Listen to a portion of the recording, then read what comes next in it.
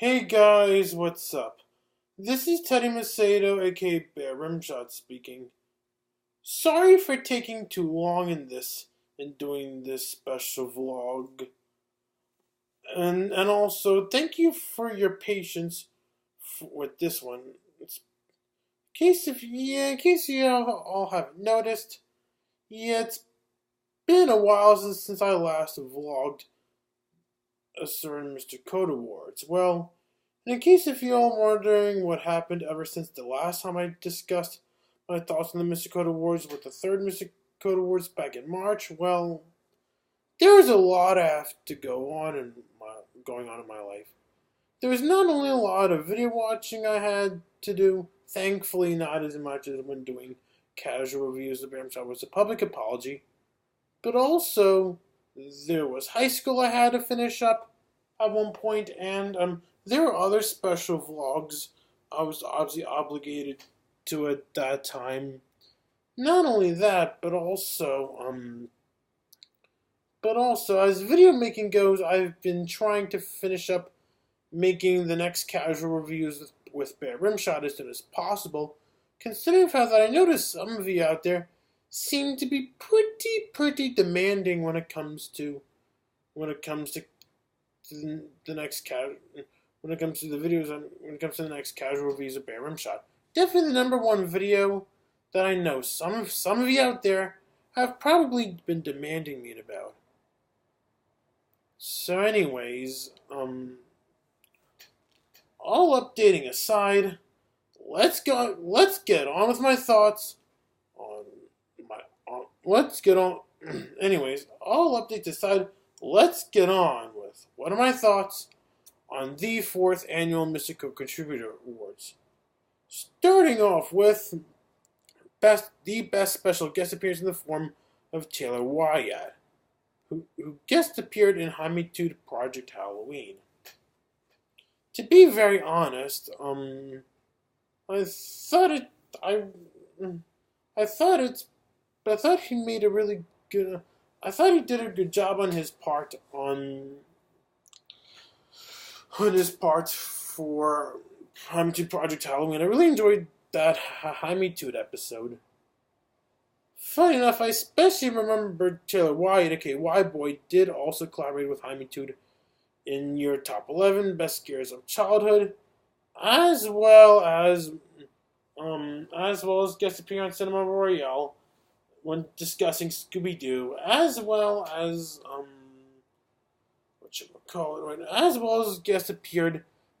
appeared in this DuckTales music video. I also did get to appear in as well. Before I go on with my thoughts on the award for best special guest appearance by Taylor Wyatt, Jaimetud Project Halloween, there's something I almost forgot to talk about in the last Mr. Code Awards. So in case if you're all wondering what did I think about the opening for the third Mr. Code Awards, to be very honest, I thought it was pretty good. As for my thoughts on the opening for the 4th Mr. Code Awards, definitely even better, I will say. So anyways, back onto my thoughts on Taylor Wyatt and Jaimetud Project Halloween. Fun fact, just like with Mike Mixtape, with Taylor Wyatt, aka Y-Boy, I would later on become really good friends with. Only this time, at least with Y-Boy, I've maintained my friendship with him with no problem. In case you're wondering what I normally do with Taylor Wyatt, but when I talk to Taylor, okay, Y-Boy, well, usually just sometimes he and I would both chat with each other about stuff, like how our days have been and all that stuff. And our love for animation as well. So anyways, as for what happened with Mike Mixtape, unfortunately, well, I sadly lost friendship with him. Now, when it comes to speaking of Mike Mixtape, I have something serious I really need to address when it comes to Mike Mixtape. Now I notice some of you people out there, especially if you're a part of either the Mr. Code and Friends or Animat fan clubs, did seem to make up really nasty accusations of me lying about Mike Mixtape. If you really think that I was really lying about Mike Mixtape back in January of this year, that is because you weren't even there for what happened. Okay. Now, if you people really want to know the truth about what really happened between me and Mike, I'm gonna ask you all do me a favor. Please keep an open mind with what I have to say when I do go down the road, as what I've yet to say is the truth, whether you people all like it or not. So anyways, you guys may be wondering what the fridge happened between me and Mike Mixtape back in January. Well, that's a really great question. Well, back in January, regardless if he meant it or not, Mike Mixtape did threaten me. No joke when I say that at all. And in case if you're all wondering why would he be threatening me back in January, well, let's just say it was all because of AzuchiGuardian. How did AzuchiGuardian play a part in this one? Well, in case of wondering how did AzuchiGuardian ruin my friendship with Mike Mixtape? Well, let's just say it all came down to this one video that AzuchiGuardian once did on Jaimetud. For those who don't know, back on Halloween last year, AzuchiGuardian did a video where he would not only make up lies about me like what he did in other episodes of that same series alone, but also to make matters worse, he belittled Jaimetud. So badly that once I finally reported to Jaimetud regarding to what AzuchiGuardian did to him, it not only got Mike Mixtape angry at me, but also gave Mike Mixtape the idea to threaten me, as well as it would get certain members of both the Mr. Coda Friends and Anime fan clubs easily stirred up with me because of that, as well as after Jaimetud did see what AzuchiGuardian did to him, not only did he tell Mike Mixtape on me for some reason, but also when Jaimetud, Animat, Morgan, Ledger, and Mike Mixtape all did a Cinema Royale episode talking about 2016 in movies, as in movies that came out in 2016, that is, when Jaimetud was doing his intro for Cinema Royale 2016 retrospective, this is the moment where he did view AzuchiGuardian as a god for some reason. Anyways, if you guys really still do not believe me based on what I'm saying and what truly happened between me and Mike Mixtape, the best I can do is I just put not one, but 2 links down in the description below for proof. If you guys still don't like what you guys seeing down in the description below, well, I don't know what else to tell you guys. I'm sorry. It is what it is. What I'm saying is the truth, and what you guys see down in the description below, the links I put in the description below, is the truth, whether you all like it or not. Yeah, I know, the truth hurts. I get it, the truth. I know, shocking. Still, truth. And I know the truth hurts, but yeah, it is the truth. And before I get anyone spazzing out, before I get any lawsuits coming knocking onto my door about this is not for me to say that Mike Mixtape is a bad guy, okay? In fact, even if he can be on his Scroogey side, at least socially, at least Mike Mixtape still managed to deliver great videos. You know what's one thing that Mike Mixtape did recommend me? Well, Mike Mixtape for some reason did get me into having my own fidget spinner. If you guys don't believe me, Voila! See, I got this fidget spinner not just because of Mike Mixtape's video log, but also this one review vlog that he once did of one of these, but also if I had any other reasons besides Mike Mixtape on why I would get myself this fidget spinner, well, yes. Yes, there are. When speaking about the blue and gold portion alone, well, if you know me very, very well, you will know that I'm from Ards. I grew up in Ards. I'm from Ardsley. And the mascot colors for Ardsley is pretty much both blue and gold. And, not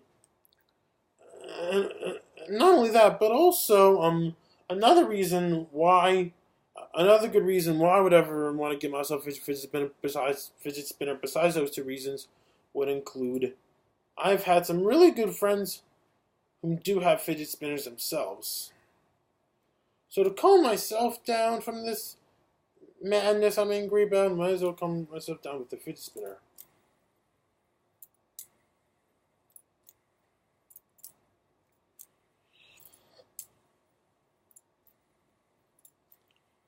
And to make matters even better, when it comes to fidget spinners in general, as the Mike Mixtape did state about these kind of things, that they're supposed to help they're supposed to help calm myself down, especially when I go through anxiety for whatever reason. When it comes to this fidget spinner, it helps me calm myself down, like let's just say when I go through anxiety. Whether it's because of AzuchiGuardian's idiocy, or accusations of me lying about Mike Mixtape, or just any form of stupidity in general, whatever. Or when I go through any bullying in general, but yeah. And since I did get a fidget spinner because of Mike Mixtape, I'm pretty sure some of you may be wondering about whether or not I will ever try a Pepsi Fire. Now, if I can be completely honest, as much as I love to, well, let's just say I can't right now, I'm sad to say. But unless if they can give us diet versions of Pepsi Fire, it would be great, I will say. Kind of a long story on why I feel they should give us diet versions as well as an option, but yeah. So anyways, moving on from all this madness, let's get on with what do I think about Animax's top 10 favorite Disney animated films countdown.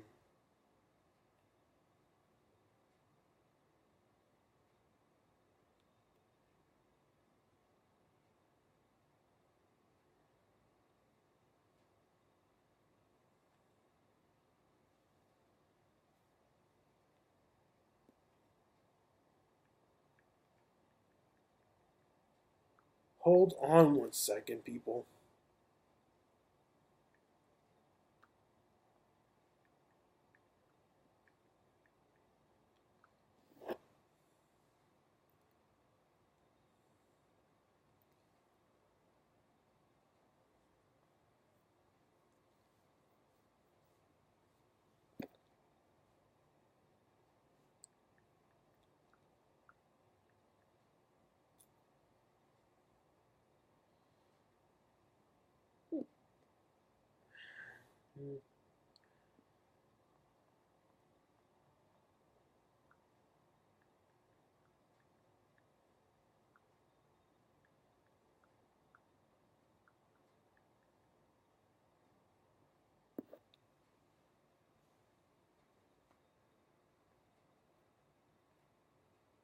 Okay, now I can share my thoughts on the winner for best countdown being Animax's top 10 favorite Disney animated films countdown. Just a disclaimer, it's all nothing but films that are coming from Walt Disney Animation Studios. You know, the films that are part of the Walt Disney animated canon. First off, let's start off with number 10 being The Great Mouse Detective. To be very honest, I thought it's an underrated Disney classic, I will say. As for my thoughts on number 9, being Pinocchio, definitely a childhood favorite Disney classic. I remember back when I was at Concord, I used to love watching Pinocchio a lot. Though I definitely agree with the Animat that Jiminy Cricket also did a great job when he appeared in this one Mickey Mouse short in the form of Mickey's Christmas Carol. As for what do I think about number 8 being The Lion King, I think I definitely can see where he's going where he loves The Lion King. I love The Lion King as well. So much so that I did get to see The Lion King 1.5, as well as I enjoyed The Lion King 1.5, as well as Timon and Pumbaa. Unfortunately, I didn't get to see Lion King 2 Simba's Pride nor Lion Guard just yet, but I wanted to. When it comes to The Lion King 2 Simba's Pride, I especially remember when Animat did include The Lion King 2 Simba's Pride in his top 10 best animated sequels countdown. As for what do I think about number 7 being Alice in Wonderland, thought it's another childhood favorite Disney movie. I definitely agree with Animat that the Disney cartoon version is way better than the crappy live-action remake. I mean, if Disney was going to do a sequel to Alice in Wonderland, do one to the 1951 cartoon and not to the live-action remake. It's a shame that they gave us a sequel to the live-action remake instead of the Disney cartoon. As for why I would label Tim Burton's Alice in Wonderland as a remake, well, let's just say, considering of how that is distributed by Disney, and when Tim Burton did direct Alice in Wonderland, well, it may be the first time Tim Burton has ever made Alice in Wonderland. However, it doesn't excuse the fact that when Tim Burton directed Alice in Wonderland, it most certainly wouldn't be the first time Disney has ever adapted Lewis Carroll's adaptation of Alice in Wonderland as a movie, as they previously did so back in 1951. As for what do I think about number 6 being The Three Caballeros, haven't seen it to be very honest, but I've seen some clips of it. It looks pretty good from what I'm seeing. I especially remember they've not only appeared on Disney sing-along songs, but also, when it comes to The Three Caballeros, they've also made some appearances on The House of Mouse as well. As for what do I think about number 5, being The Hunchback of Notre Dame, I really enjoyed that movie very, very much. And when it comes to the sequel to The Hunchback of Notre Dame, The Hunchback of Notre Dame 2, I really don't find it as bad as a sequel as what many people say it is. Surely it may be no Rescuers Down Under nor Return to Neverland, but at least it's way better than films like Return to Jafar and Mulan 2, that is for sure, as well as much better than Beauty and the Beast Belle's Magical World. As for what do I think about number 4, being The Rescuers Down Under, well, I definitely agree with the Animat when it comes to The Rescuers Down Under. I especially remember when Animat did previously incorporate that movie in his top 10 best animated sequels countdown in number 3, being overshadowed by Toy Story 3 and Kung Fu Panda 2. One thing that I loved about The Rescuers Down Under is not only would it be the first film to fully use the cap system, but also if you're looking for a Disney sequel that helps start the Disney sequel trend properly, there is The Rescuers Down Under, which technically, considering now when it comes to the Disney sequel that started the Disney sequel trend, you might as well want to give it credit to The Rescuers Down Under and not Return to Jafar, considering of how that Return to Jafar technically first came out in 1994, whereas The Rescuers Down Under first came out in 1990. So mathematically, if you're looking for a Disney sequel, for a Disney movie that started the Disney sequel trend, give credit to The Rescuers Down Under, even if it was technically done at Walt Disney Animation Studios instead of Disney Studios. It's a shame, and I definitely agree with Adam. Another thing about The Rescuers Down Under that I agree with Adam on, aside from when he stated that based on how The Rescuers Down Under should have been like it's how the original Rescuers supposed to be, I definitely agree with Adam that it's really a shame to see that it bombed at the box office. Well, that's because it was released in the same year that brought us Home Alone. Yeah. As for what do I think about number 3 being The Emperor's New Groove, also enjoyed that movie as well. I especially remember back when Animat was doing animation look back Walt Disney Animation Studios, when Animat did get up to doing The Emperor's New Groove, Animat for some reason did state it as one of his favorite movies.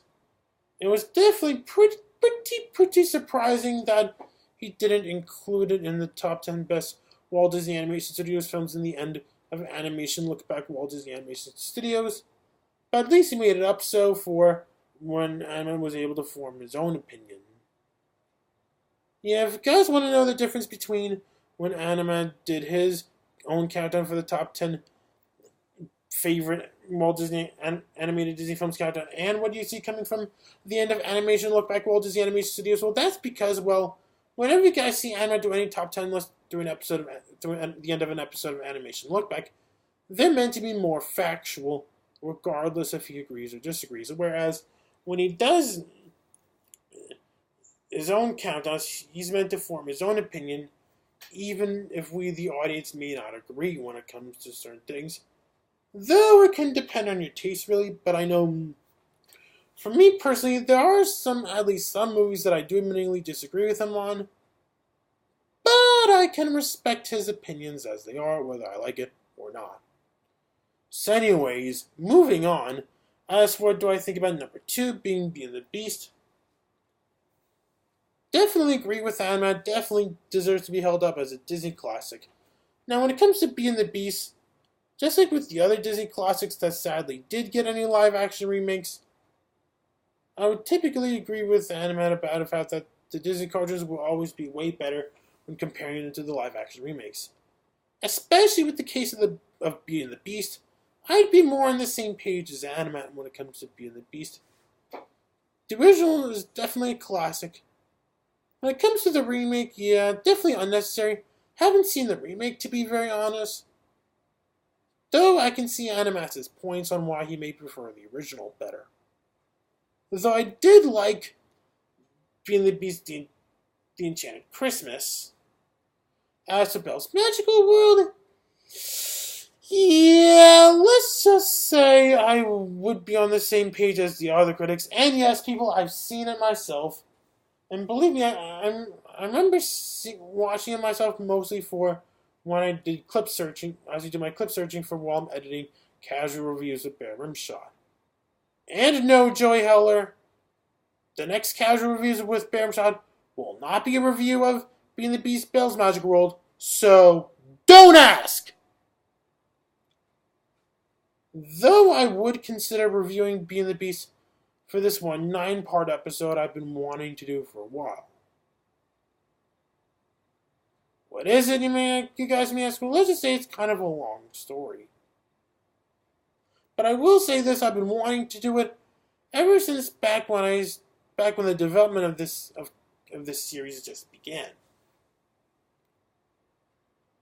Though if I had any disagreements with Animat regarding to Beauty and the Beast, aside from Beauty and the Beast The Enchanted Christmas being a bad movie, well, if I had any disagreements with Animat regarding to Beauty and the Beast, actually two. The first one being, of course, when it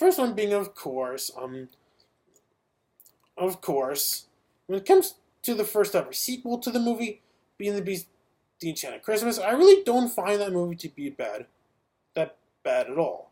While true, it may not top the original, but at least but when it comes to Beauty and the Beast The Enchanted Christmas, one thing that I bet we can all agree on, which The Enchanted Christmas did succeed at, in which Belle's Magical World sadly failed to do, is at least with The Enchanted Christmas, at least it was honest with us viewers, was Belle's Magical World pretty much lied to our faces.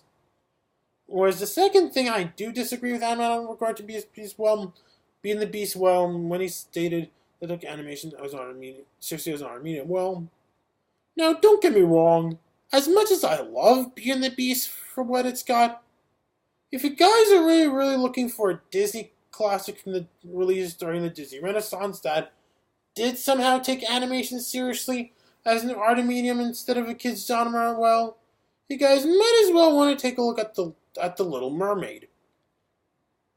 Because you see, what made the Little Mermaid succeed very, very well, it helped taking animation seriously as an art medium instead of your just stereotypical kids genre. Is that is when it comes to the female character in the movie being the main female protagonist, which in this case is Ariel, she does show some sexiness. Well, she did show some cleavage so badly that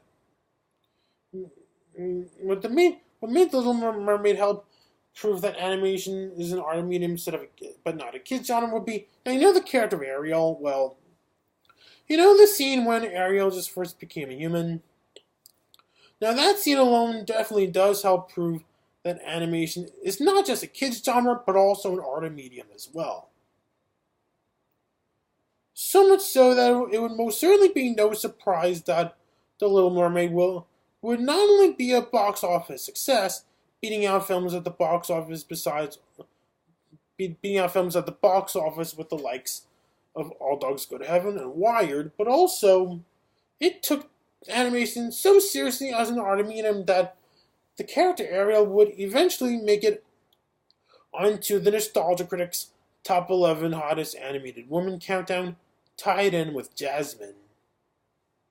And I can see why both Jasmine and Ariel both do get to make it on the Nostalgia Critics' Top 11 Hottest Animated Women countdown and not someone like Belle, because with the case of Ariel and Jasmine, they both do show their belly buttons, in which Belle, on the other hand, doesn't. Unless if you want to search up for fan art for yourself, you're more than welcome to do that if you like. Even if it is porn. So anyways, all sexy talk aside, as for my thoughts on number one on that same particular count being Fantasia, well, let's just say, what can I say, people, other than I love Fantasia? I especially enjoyed the sequel, Fantasia 2000. I especially remember Anima did eventually do a classic review of Fantasia years later, mostly through a guy named Micah Mann. Now, funny enough, I have a friend named Micah who, like me, is also an Animat fan as well. No joke when I say that.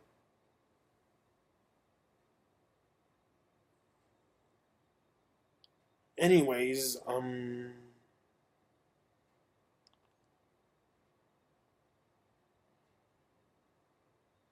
moving on.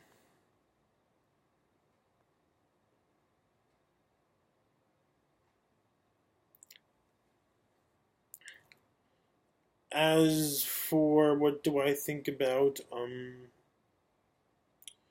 best individual, the winner for best individual special effects being Matt Burnett for the stop motion hand, and animation look back the best of stop motion, the force features.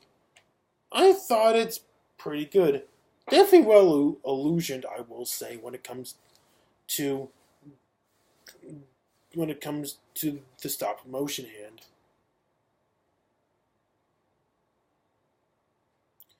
As for what do I think about the winner for best multi-part episode being animation look back, the best of stop motion, to be very honest, I thought it's pretty good. I definitely have learned a lot when it comes to stop motion animation.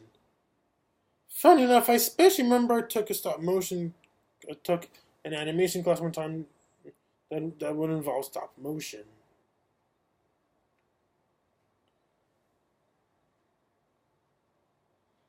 And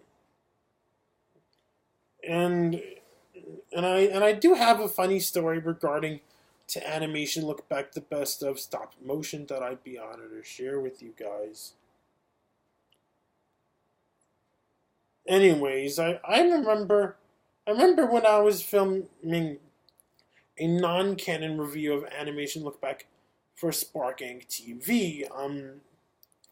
I especially remember I did pray for Anima to talk about Robot Chicken for animation look back the best of stop motion. Well, the reason why I would ever want to do such a thing is because, well, considering of how at that time I was already being humiliated by a certain staff member at Westbrook, who did state that only know facts from nothing but kids' movies. And no, people, it's not Mr. Ben, thankfully. It's someone even better, actually. A staff member that I admittingly liked being Mr. Richard. Anyways, I especially remember he would tell me that I not only know facts. He would not only tell me that I only know facts from kids' movies, but also he would tell me that my favorite kinds of movies to watch are nothing but kids' movies, as well as my favorite kind of music to listen to is kid stuff. Well, he's just saying that just because I love animation. And when it comes to animation, it's supposed to be treated as not a medium, not just a kids genre. And when it comes to the kind of soundtracks I enjoy to listen to, they're by far way more adult than how you originally did give it credit for.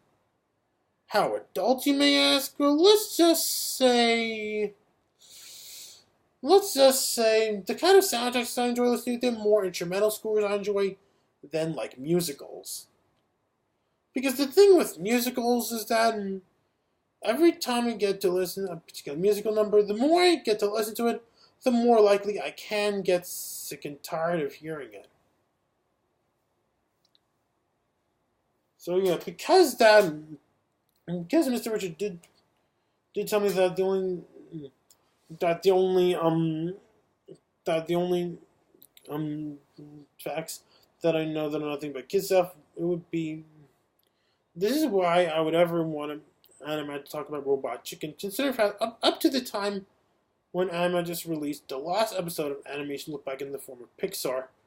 The only movies that we did get to see anime talk about at that time are movies that are either rated G or PG. Whereas as TV shows go, it mostly consists of ones that are either rated TVY, TVY7, TVG, or TVPG. However, on a brighter note, as anime did get to work on doing animation look back Studio Ghibli, at least we did get to anime talk about not 1, not 2, not 3, but 4 PG-13 rated movies. In the form PG-13 rated movies in the forms of Nausicaa, The Valley of the Wind, Princess Mononoke, Tales from Earthsea, and The Castle of Cagliostro, as well as another Studio Ghibli film that also got that rating in the form of The Wind Rises. All of which I'm gonna get into later. So anyways, after seeing that, after praying that anime, as I did pray for anime to talk about Robot Chicken on animation look back at the best of stop motion, this is the moment where my good friend Kyle Pacone ran up to me and did ask me what do you think it will happen? Well, look. Now, when it comes to why would everyone, to answer Kyle Pacone's question from before, look, when I said that I wanted anime to talk about Robot Chicken and animation look back at the stop motion, it is technically not to say it's a guarantee it will happen, okay? I wasn't trying to act like as a guarantee it will happen, but more as an idea I feel it should happen. And this is why, as I do count down such as the top 10 franchises that I want to see join LEGO Dimensions, I had no choice but to change the name from the top 10 franchises I want to see join LEGO Dimensions all the way to the top 10 franchises that should join LEGO Dimensions. Not sure whether or not I'm still going to do that episode, as it really depends on whether or not Warner Brothers will still do LEGO Dimensions. Whoever, if LEGO Dimensions is truly canceled by the time we get up to that episode, might as well have to do an editorial examining based on why his Toys to Life proclaimed to be dead instead. Anyways, as for what my thoughts on the first stop motion films, well, that's pretty good. And if there's anything I learned in there, well, in the first stop motion films, I remember learning about films that I know you even heard of before. The only film that I did know about would be the live action Paramount version of Alice in Wonderland. As I especially remember, Animat did get a previously talk about it on Animation Look Back Walt Disney Animation Studios when Animat was talking about Disney's version of Alice in Wonderland. As for what did I think about Ray Harryhausen, also pretty good as well. I haven't seen any Ray Harryhausen films, to be very honest, but I wanted to really, really badly. But I will say this: I especially remember when Huey Toonmore once did a countdown, counting down the top 12 creatures from the Ray Harryhausen movies with Apollo Z. Hack. I remember watching it once, and boy, did I enjoy it. As it is. As to my thoughts on Will Vinton, also pretty good. I honestly didn't know that he did work on Return to Oz. I especially remember Animat did help narrate a fantasy movie memories episode based on that same movie. And when it comes to this one other movie Will Vinton worked on in the form of, whatchamacallit, alright,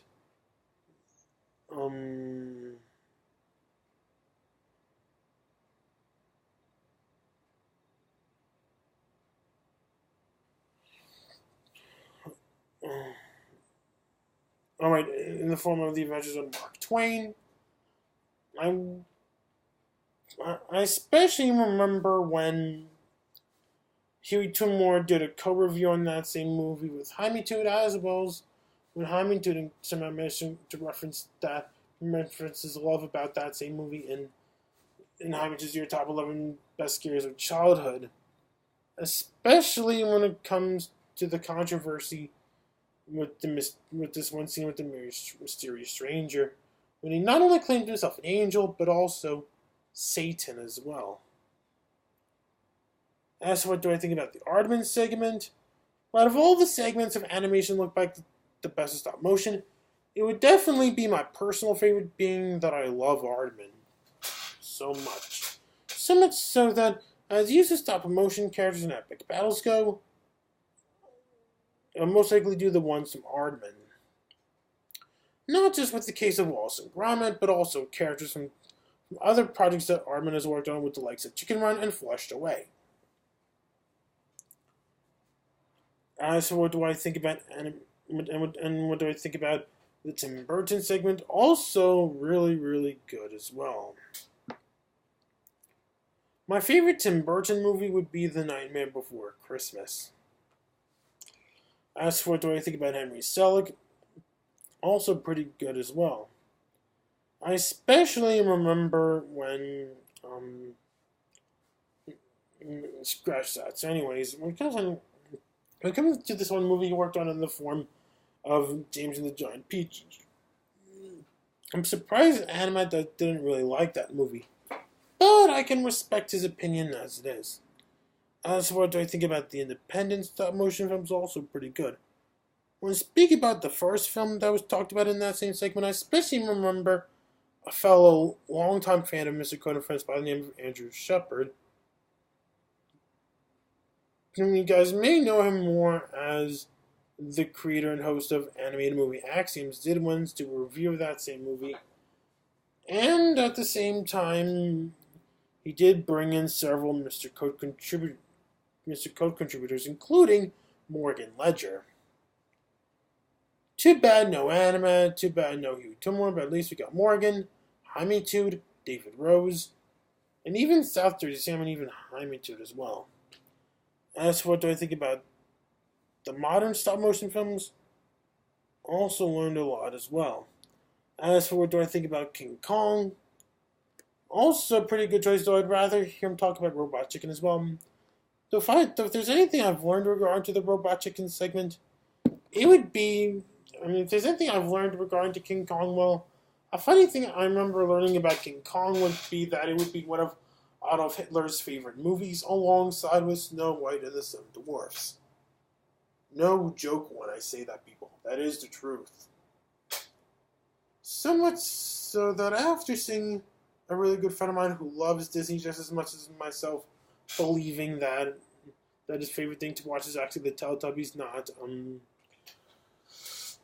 not Snow White nor King Kong. Considering the fact that there was a downfall parody that exists where Hitler seems to be obsessed with the Teletubbies, this is what gave me the idea that for my first ever downfall parody I would do, it would be one where Hitler discovers animation look back, where Hitler does find out that his favorite things to watch are technically Snow White and the Seven Dwarfs and King Kong, and not the Teletubbies. Considering the fact that in reality, at the time when the Teletubbies first aired on television, Hitler would have already been dead at that point. Not only that, but also, when it comes to Snow White and King Kong, they both technically did first come out when Hitler was still alive. So somehow he had to enjoy these movies very, very much. And I'm not kidding when I say this at all. It is really, really true. So yeah, that'll be the first ever downfall parody I'd be making for my YouTube page as well, let alone the first ever parody video I would be making for my YouTube page as well. As for what do I think about the winner for best crossover episode being Morgan Legend, James Sullivan from Pages to Pictures, How the Grinch Stole Christmas. Well, to be very honest, I thought it's a really good episode. I'm glad to see that Morgan did get to review the live-action Grinch movie finally, even though it's a shame that I would never get him to do co-review with me on my show. Now, don't get me wrong, people, I still would love to do a co-review with Morgan one day. It's just that, well, as I stated before, my 50 subscribers update vlog, co-reviews are not now. And if I were to do a co-review with Morgan, only if at the same time I can get into a mutual agreement with him to do a co-review on my review show, well, let's just say it would have been based on a Dr. Seuss TV special in the form of The Grinch's The Cat in the Hat. For those who don't know what that is, it's a Dr. Seuss TV special where the Grinch, from How the Grinch Stole Christmas, literally meets the Cat in the Hat. Well, fights against.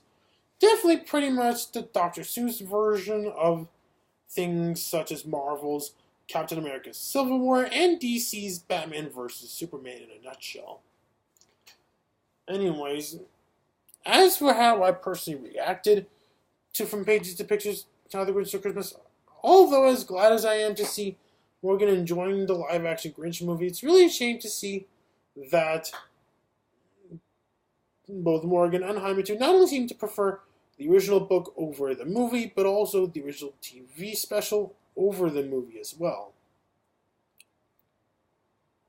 But my response would be, if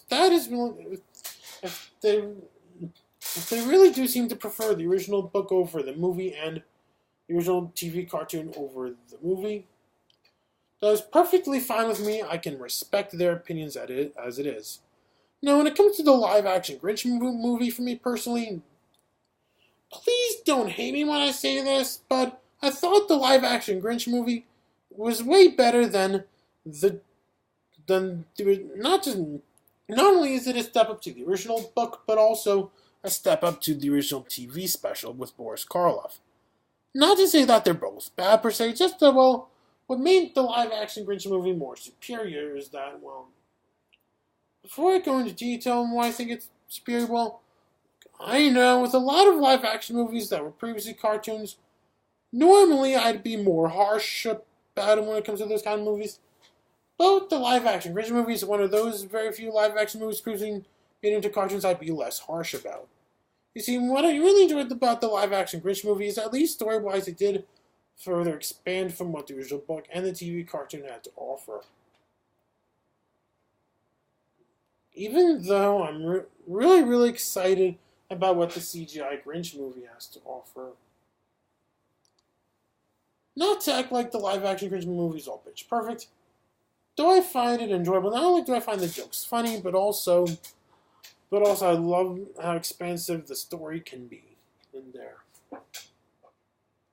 As for what do I think about the winner for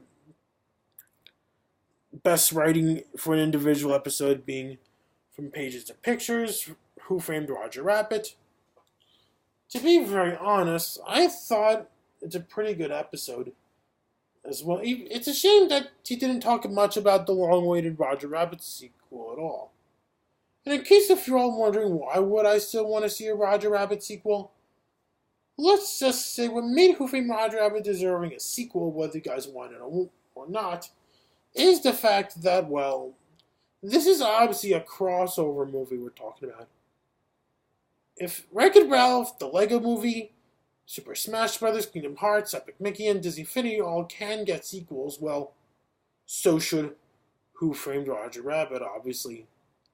At least with the cases of Wreck-It Ralph and the Lego Movie, they're both getting sequels. As for what do I think about the winner for Best Title Card, Miyui's Animated Movie Reviews, the top 10 90s cartoon intros, that's a pretty good episode, and definitely a love letter for us crossover lovers. Crossover media, I will say. As for what do I think about the winner for Best Editing, being David Roasted the DVD Shelf, can't talk about it, sorry. As for what do I think about the winner for Best Informative Series, being Animation Look Back, well, I've already talked about my personal thoughts on Animation Look Back earlier, so might as well give it a pass in this case. As for what do I think about the winner for Best Review Series for Animation, being Animax Reviews, well, that really depends on the review, really. First off, let's go start off with the regular reviews. For what do I think about the Nut Job? Well, definitely agree with Animat when it comes to the Nut Job. As for what do I think about the Lego Movie? I'm glad he enjoyed it. It's a shame it didn't get to be number one on Animax's top 5 best and worst animated films of 2014. So when it comes to the Lego Movie, I'm glad he enjoyed it just as much as I did. As for what do I think about The Wind Rises, also pretty good. It's a shame it had to be a goodbye project for Hayao Miyazaki. As for what do I think about Mr. Peabody and Sherman, that was a pretty good review. I really enjoyed the movie Mr. Peabody and Sherman as it is. Definitely a much better movie based on a J. Ward cartoon than The Adventures of Rocky and Bullwinkle, that is for sure. As for what do I think about Rio 2, I've seen his review, but I didn't get to see the movie at all just yet, but I'd be willing to watch for myself. As for what do I think about Animax Reviews, Legends of Oz, Dorothy's Return, thankfully I never got to see the movie. I definitely agree with Animat on the movie. Thankfully I never got to see Legends of Oz, Dorothy's Return. When it comes to Wizard of Oz, if you want to see a good animated Wizard of Oz movie, go with either Lion of Oz or the Tom and Jerry Wizard of Oz crossover movie. Sure, they both may not top the charm that the original Wizard of Oz has to offer, but at least they're both more enjoyable to watch when comparing to Legends of Oz, Dorothy's Return. That's what do I think about Animax's reviews, How to Train Your Dragon 2. Thought it was pretty good. I especially remember when How to Train Your Dragon 2 was still in theaters. I had the choice to pick either How to Train Your Dragon 2 or Maleficent. In the end of the day, I went with How to Train Your Dragon 2. Boy, did I enjoy that movie very much. As for what do I think about Animax Reviews, Planes, Fire and Rescue, well, I definitely agree with Animat on that movie. Though when it comes to the Planes movies, I definitely agree with Animat, they are complete garbage. I mean, I've seen the original Planes. Definitely the worst film that Disney Toon Studios has ever worked on, period. As for whether or not I've seen Planes, Fire and Rescue itself, well, no, and I don't want to. As for what do I think about the Box Trolls, gonna take Animax's word regarding to that movie. As for what do I think about Animats Reviews, The Book of Life. Also going to take Animats' word regarding to that movie as well. As well as what do I think about Animats Reviews Big Hero 6? Thought it's pretty good as well. When it comes to Animats Reviews Big Hero 6, when it comes to Big Hero 6, I noticed that when Animat reviewed Big Hero 6, he gave it a 9 out of 10, whereas when Animat reviewed 9, he gave it a 6 out of 10. As for what do I think about Animats Reviews Penguins of Madagascar? I respectfully disagree. Personally, I really enjoyed the Penguins of Madagascar, even though I think the TV series is obviously way better.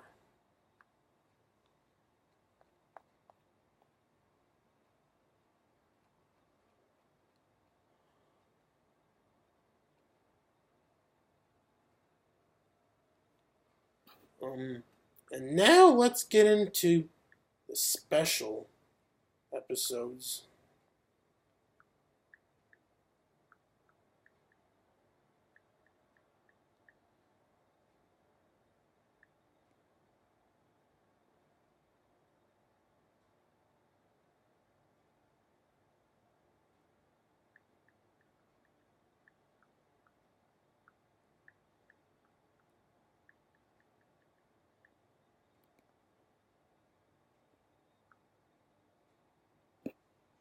Hold up, people.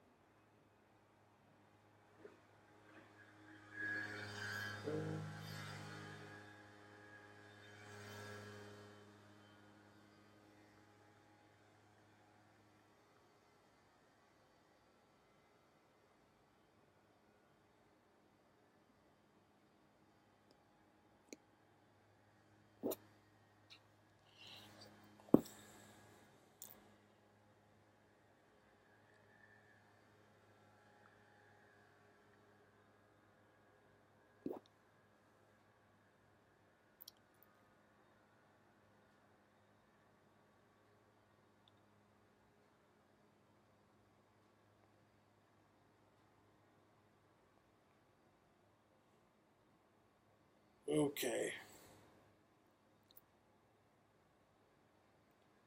As for what do I think about Animax Classic Reviews, Muppets Most Wanted, I thought it's a pretty good review. I definitely agree with Animat. Definitely a really good movie. It's a shame I still didn't get to see the 2011 Muppets movie even up to this day. As for what do I think about Animat's reviews, Escape from Tomorrow, well, I'm definitely going to take Animat's word not to see Escape from Tomorrow. As for what do I think about Animat's reviews, Maleficent, well, let's just say I definitely agree with Animat on Maleficent. I especially remember there was this one time that I sparked film fans about of how that there's this one Saturday night about how that for sparked film fans. I was given the choice to see either Maleficent or How to Train Your Dragon 2. Thankfully, I rightfully made the right decision to see How to Train Your Dragon 2 instead of Maleficent.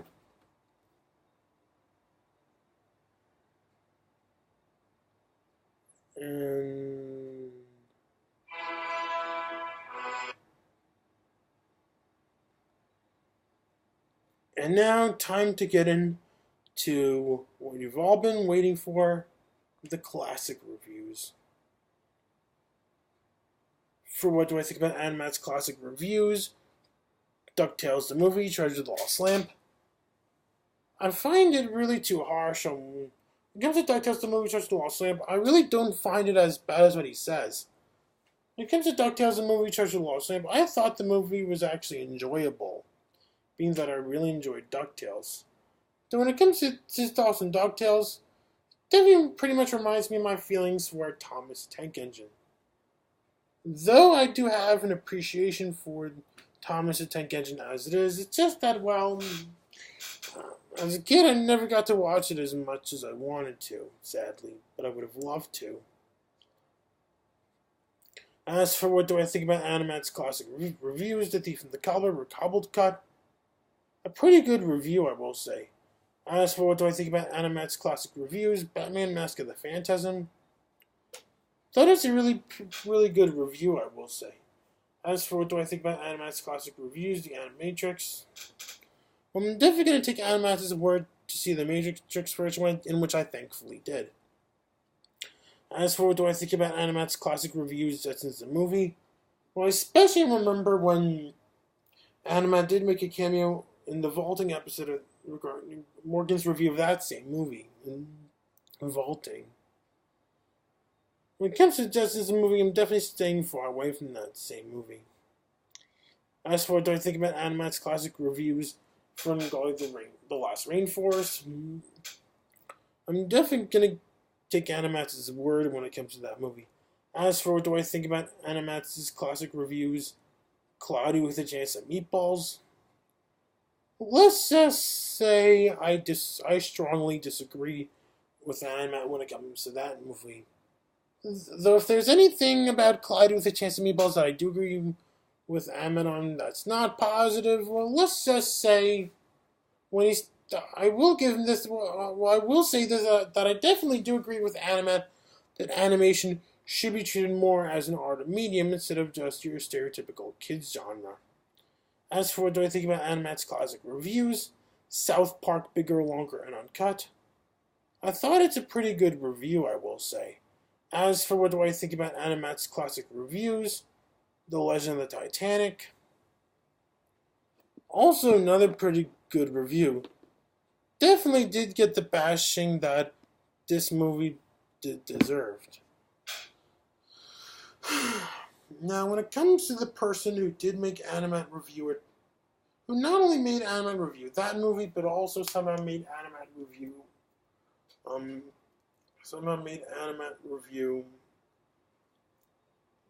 Surf's Up 2, Wave Mania, and Food Fight by the name of Chris E. Trotter.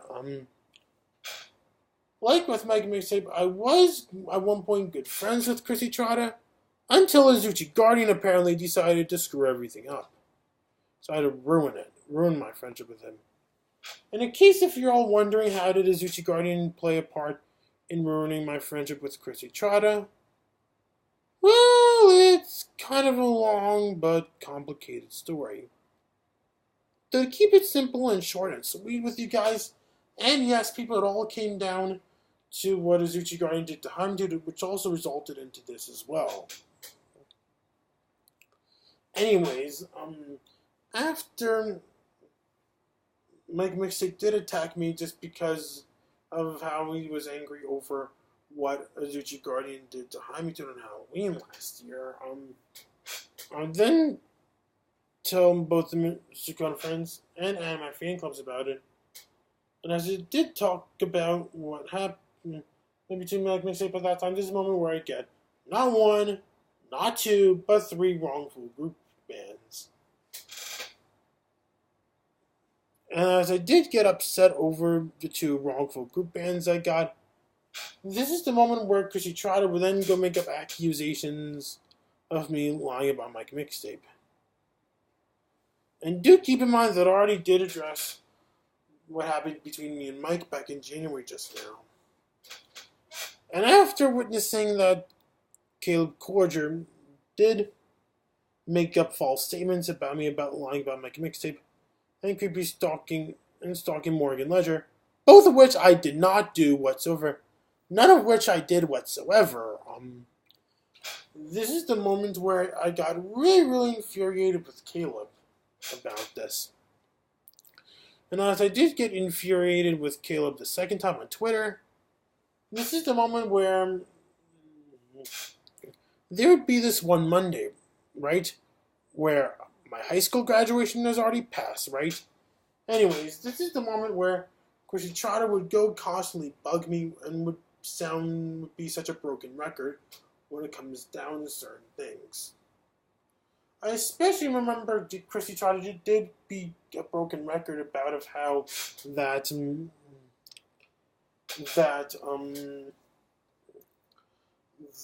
about those so-called unhealthy relationships with Caleb Corger, Morgan Ledger, and Mike Mixtape. Look, Chris, I am totally aware about those so-called unhealthy relationships with Caleb Corger, with Caleb, Mike, and Morgan. So he can stop harassing me about that now. And when it comes to those unhealthy relationships I have with those two people, that is all because of AzuchiGuardian's idiocy. But with the case of Mike and Caleb, really do blame AzuchiGuardian for ruining my friendship with those two people. Considering of what AzuchiGuardian did to Jaimetud on Halloween last year. As with Morgan, well, let's just say, might as well blame my former social worker, Mr. Ben. And in case if you're wondering why the fridge I would still keep blaming my former social worker, Mr. Ben, for ruining my friendship with Morgan, even though it's been over 3 to 4 years since I last seen him. Well, let's just say, back when Mr. Ben was my social worker, he used to get all negatively fixated over when I was posting a video on Morgan's Facebook page. And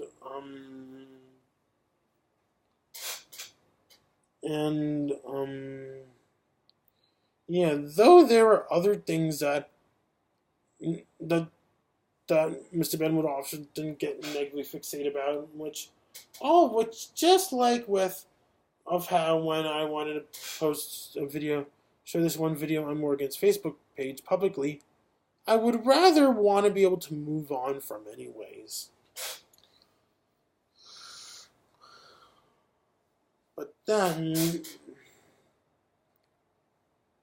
this is the moment where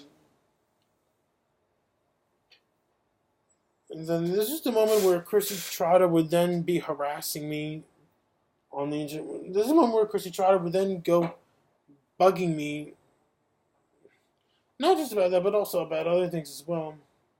And as I did try to take his criticism really, really seriously, this is a moment where he kept going. This is a moment where he would be such a man-child about it. And after seeing that his brain has somehow been hacked by AzuchiGuardian, this is the moment where I've warned him of what he's been doing, but apparently it turns out that some things tell me that AzuchiGuardian seems to have a love with playing voodoo dolls based on people. Seeing that Chrissy Trotter would accuse me of making rape threats, that's where I took it that I personally took it that AzuchiGuardian seemed to be playing a voodoo doll based on not just Chrissy Trotter but also other people as well. And that's why I would blame, and that's why AzuchiGuardian would be the person to blame for ruining my friendship with Chrissy Trotter, though there are some other members of the Anime fan club in whom AzuchiGuardian did ruin my friendships with as well. Mostly through playing with voodoo dolls based on those people. Some other members of the Anime fan club whom I sadly did lose friendships with just because AzuchiGuardian told them so. Well, when it comes to those rape threats, I got accusations of, truth be told, I'm not the one making rape threats. Now, if you're a member of the Anime fan club watching this, if you ever come seeing anyone make any statements of, if you guys ever see Chrissy Trotter make up any statements of me doing rape threats, well, that's because, well, when it comes to Chrissy Trotter, she's just being a major bozo right here. Yep, that's what Chrissy Trotter is. He's not only a big bozo, but also he's a man-child as well. Some other members I've also lost friendships with include Caleb Cordier. Now, when it comes to Caleb, Cordier, like with Chrissy Trotter, I used to be good friends with him, but then AzuchiGuardian kicked in and screwed up my relationship with him. And I especially remember witnessing about of how that Caleb Cordier does seem to view AzuchiGuardian as God. And when it comes to AzuchiGuardian, you can't always believe every single thing he's been saying and everything that pops out of his mouth in general. Especially if you want to know the truth regarding the casual reviews of bearRimshot. And to make matters worse, now when it comes to Azuchi Guardian Caleb Corger, in case if you're watching in this, here's something you may or may not know about when it comes to Azuchi Guardian. What if I told you that Azuchi Guardian hates bronies? I'm not making this up, people, at all. Azuchi Guardian hates bronies so much up to the point that he would sexually offend them by calling them gay. Why would it bring it up to people, especially you, Caleb? Well, let's just say, now, Caleb, I especially remember you mentioning about how that you love My Little Pony. Now, if you really do love My Little Pony very, very much, Azuchi Guardian is not somebody you'd want to be around with at all. When he's around Jews and when he's around bronies, you know he will sexually offend them in some way possible. And in case if you're all wondering where did I get the idea of Azuchi Guardian sexually assaulting people like me from, well, let's just say, now the thing I've witnessed about Azuchi Guardian is that he can be very hateful towards minority groups that's not based on sexual orientation like Jews and bronies. I'm not making this up, people, at all. Anyways, another member that I've also lost my friendship with because of Azuchi Guardian's idiocy would be someone by the name of Alexander Mirabella, in whom you YouTubers watching this may more likely know him more as Derpy Doom Guy. So anyways, just like with Chrissy Trotta, I used to be really, really good friends with Alexander Mirabella until Azuchi Guardian did decide to screw up my friendship with him. And I especially remember when I got a wrongful ban from the Mr. Code friends. This is a moment where Alexander Mirabella would then say hateful things about me just because Azuchi Guardian told him so. Again, why should you care on what... Again, you can't always believe Azuchi... When it comes to Azuchi Guardian, again, why should you care about Azuchi Guardian? Or let alone, why should I care about what he has to say? You know, when it comes to Azuchi Guardian, you know you can't always believe every single thing he's saying. And another member who I also sadly lost my friendship with, just also because of Azuchi Guardian's idiocy, will be someone by the name of Steph Felton. And you guys may know her as just Steph and me. Anyways, when it comes to Steph Felton, unlike the other members I just named, all of whom were originally good friends of mine from the Anime Fan Club, Steph Felton and I, when it comes to Steph Felton, on the other hand, she was more like an acquaintance to me, if you will. But then Azuchi Guardian kicked in and screwed up my relationship with her really, really badly. And, I mean, when it comes to Azuchi Guardian, again, you know you can't always believe every single thing he's saying. Seriously, when it comes to Azuchi Guardian, he can be such a big bozo when it comes to certain things. And when it comes to Azuchi Guardian, he's somebody you do not want to be around. I mean, now, Steph, I noticed that you're from England. I noticed that you're British, and I noticed you would advocate for LGBT. I mean, why would you want to be around with somebody who would not only be Euro-skeptical, but at the same time be homophobic, but yet you would pretty much be European and be advocating for LGBT support? It doesn't make any sense. And when it comes to Azuchi Guardian, you know you can't always believe everything he's saying. And in case if you're all wondering why I would ever consider nicknaming Azuchi Guardian a man-child, well, I mean, in case you're wondering why would I be calling Azuchi Guardian a nerf herder all the time, well, that is because considering how big of a man-child he can be. When it comes to certain things, especially when it comes to the truth regarding to the whereabouts for casual reviews with bearRimshot.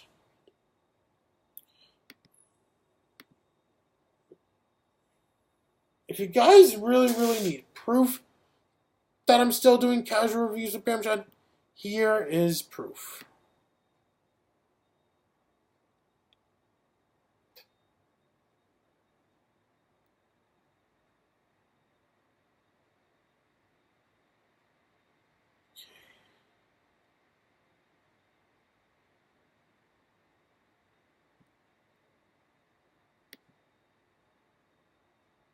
Okay, if you guys really need proof, all I can do is show you a sample.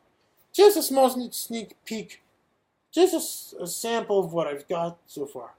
Well, as much as I got a lot of editing done, I'm still in the second quarter. If you guys need proof, here's proof for y'all.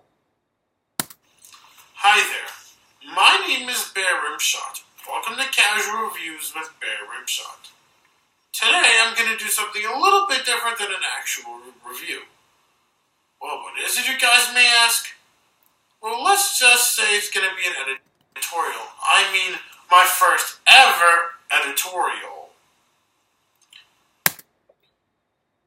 See, people? Told you people throughout this whole entire time I'm still doing casual reviews with bearRimshot. So cancel my ass! So anyways, back on to Chrissy Trotter. So when it comes to Chrissy Trotter, yeah, if you guys see him talk about me lately, he's just being a major bozo. I mean, when it comes to Chrissy Trotter, if you guys ever see him talk about me, he's just being a bozo and being a major man-child right here.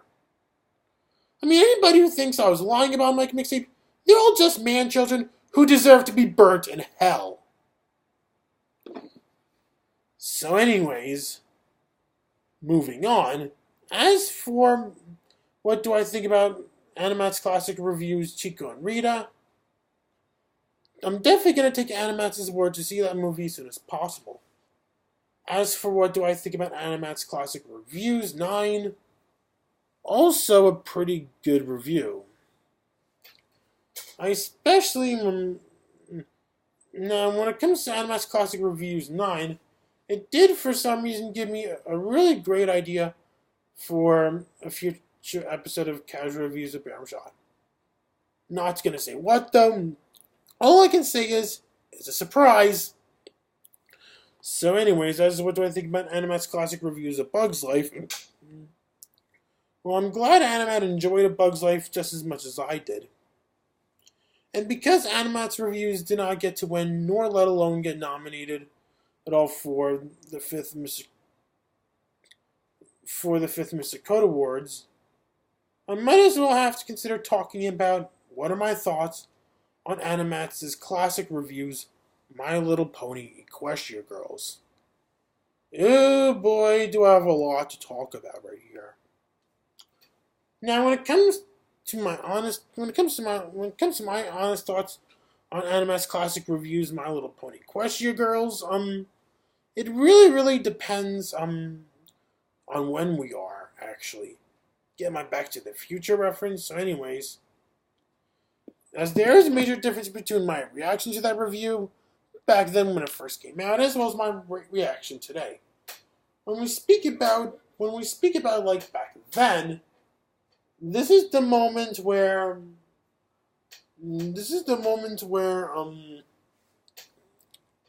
when it comes to my thoughts on that, my reaction to that review back then from when it first came out, let's just say I would have wanted to get a higher rating. As for my reaction today, well, let's just say, well, I'm fine with it as it is. Now, when it comes to my experiences with My Little Pony, it is I've had a rather strange relationship when it comes to My Little Pony. First, it started out bad, then it became good, then it became lukewarm. Now, I especially remember when Animat did previously do a video where it can be seen experimenting on whether or not he's a brony. This is not only how I first knew about My Little Pony, but also after watching that and this one video that Jaimetud once did where he expresses that he's not a brony. That's what made me not want to become a brony in the first place. Until I personally found out regarding to the inclusion of My Little Pony characters in Epic Battles 2, and seeing that Epic Battles 2 would still be a success even with the inclusion of My Little Pony characters. This is the moment where I personally decided to give My Little Pony a second chance, but then seeing that AzuchiGuardian would not only humiliate me when it comes to that particular character inclusion, but also after seeing that AzuchiGuardian would go all Justin Bieber on me when it comes to that particular character inclusion, this is the moment where my feelings got really lukewarm. It's what not only got me turned off in including things like My Little Pony and Thomas the Tank Engine Epic Battles, but also at the same time it got me turned off for things such as Blue's Clues and even Star vs. the Forces of Evil in Epic Battles as well. And when it comes to why I personally never really liked the idea of including My Little Pony characters in Epic Battles to begin with, although AzuchiGuardian did play a role in this, there was more than just AzuchiGuardian. Of course, other people that played a role on why I never really liked the idea of including My Little Pony characters in Epic Battles in the first place include Animat, from not just when he reviewed Equestria Girls, but also when he did this one video experimenting based on whether or not he's a brony. And then, of course, you got Jaimetud, when he not only did this funny reaction video towards Equestria Girls, but also at the same time did a video expressing that he's not a brony. When it comes to Animat and Jaimetud, yeah, they both definitely did discourage me into doing anything with My Little Pony creatively, or let alone getting into the show, first in general. And then, of course, you got my dad that played a role, as well as my good friend Sam Levine played a role in not wanting to see My Little Pony characters in Epic Battles. When it comes to Sam Levine, I remember Sam did once tell me about of how that he did once get into serious trouble when being obsessed with certain little kids TV shows. Not just including My Little Pony, but including Thomas the Tank Engine and Blue's Clues and all that stuff. And then, of course, another big reason why I never really liked the idea of including My Little Pony characters in Epic Battles also include Nucleod Gaming, aka the people behind the Super Smash Bros. Games. How did they play a role? Well, let's just say when it comes to Nucleod Gaming, I remember chatting with them at Super Smash Con last month, and they did tell me about of how that as suggesting non-video game characters to be in Super Smash Bros. Go, those from My Little Pony would not be one of them. And I just knew all along that the non-video game characters that Smash Bros. Fans are more than likely going to request to see to be included in Super Smash Bros. Are typically either Disney, Marvel, Star Wars, DreamWorks, Nickelodeon, DC, Spawn, or anime. All of whom I do approve of when I do Epic Battles, instead of things like My Little Pony or Thomas the Tank Engine. Anyways, and then you got the Super Smash Bros. Community in general, and then of course you got the Downfall parody community in general. You know, the same people that made those countless Hitler parody videos you guys can find on the internet. And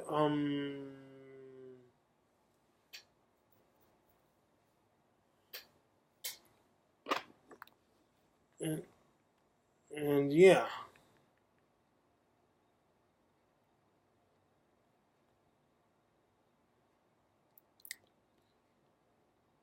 As for what do I think about Best Review Series for Miscellaneous, being Vaulting, let's just say it really depends on the episode, really.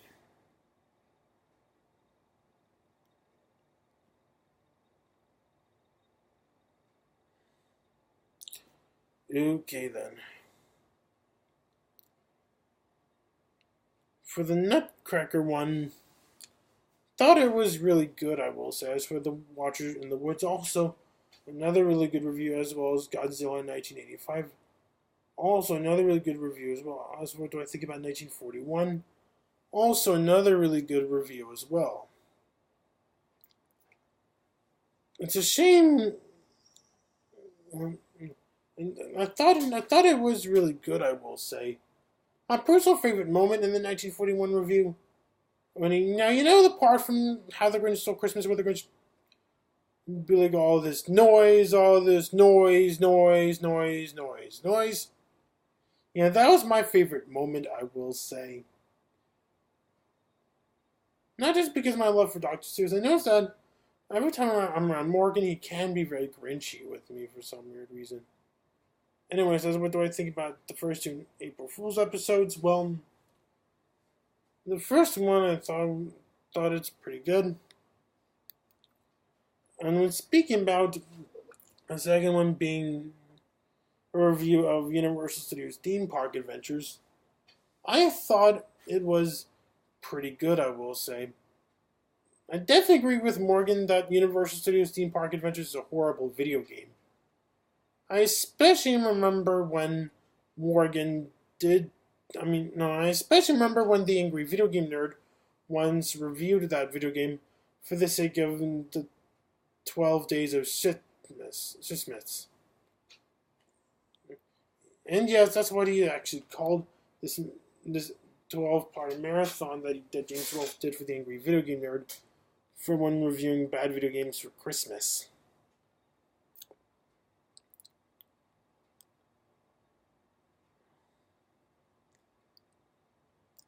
And now I finally got to save it for last.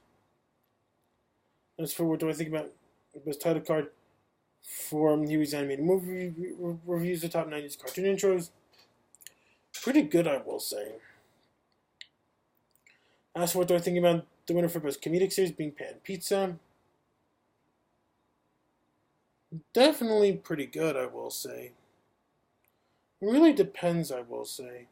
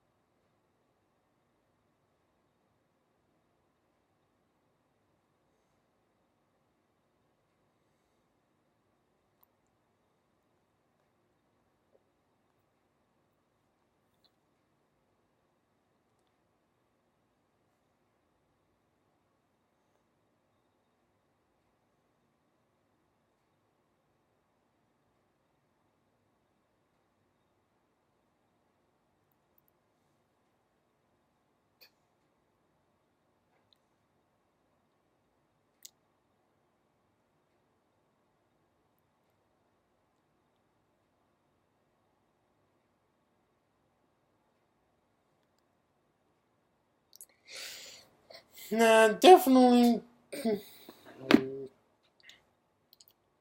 I'm thinking might as well call this one a wrap.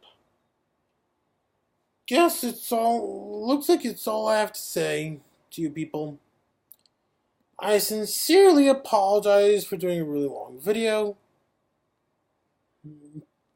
Don't mean to disappoint you people at all. I hope you all enjoyed hearing my thoughts, even if you may. I hope you guys learned something new, even if it may seem shocking. This is Teddy signing out. Bye bye!